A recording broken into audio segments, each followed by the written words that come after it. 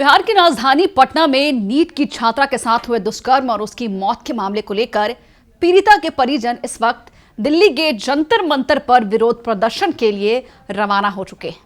बता दें कि परिजनों का कहना है कि उन्हें अब बिहार सरकार और राज्य पुलिस पर बिल्कुल भी भरोसा नहीं है। उनके जो मसीहा हैं पप्पू यादव, उनको भी बेऊर जेल भेज दिया है। तो वो साफ कह रहे हैं कि अब उनकी बेटी को इंसाफ दिलाने का जिम्मा खुद उनका है।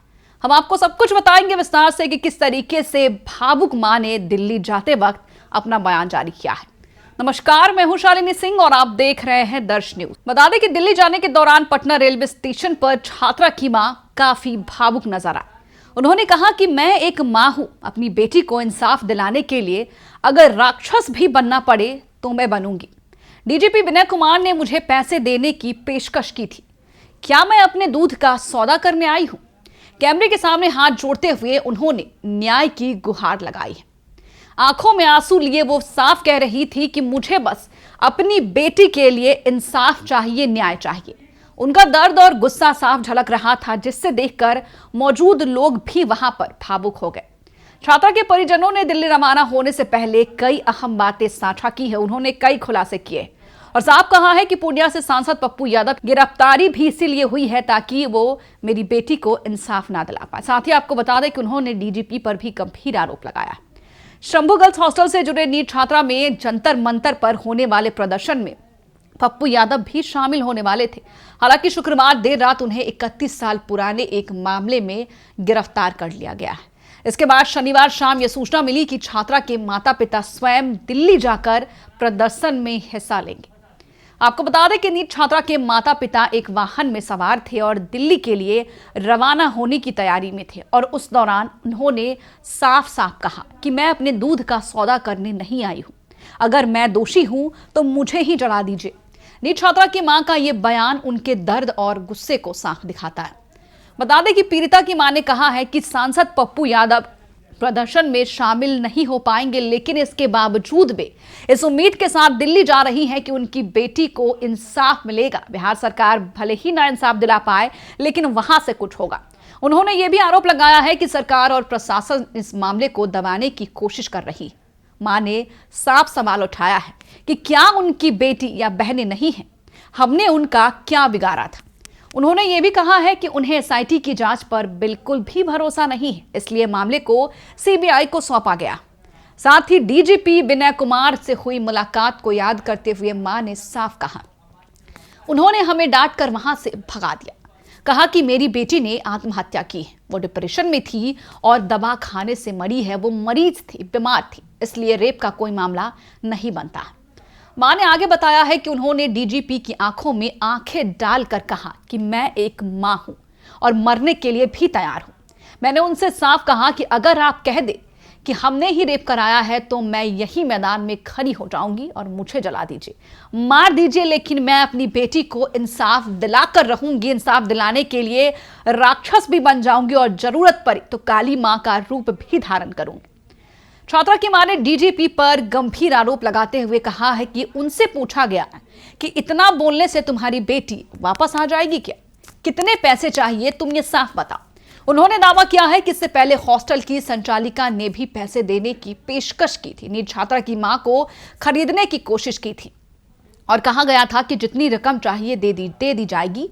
मां ने साफ कहा कि मैं एक मां हूं, मेरी बेटी अब इस दुनिया में नहीं, लेकिन मैं अपने दूध का सौदा नहीं करने आई हूं। क्या मैं इतनी गिर सकती हूं कि मैं अपनी ही बेटी का सौदा कराऊं, वो भी मेरी उस मरी हुई बेटी का जिसके मरने से पहले उसकी इज्जत को, उसकी आबरू को तार तार कर दिया गया। आपको बता दें कि उनका एकमात्र सहारा बने थे पूर्णिया सांसद पप्पू यादव, जिन्होंने शुरुआत से लेकर आखिर तक इस पूरे मामले में नीट छात्रा के परिजनों के आवाज बनकर, उनकी आवाज को बुलंद कर सामने खड़े थे, डटकर खड़े थे।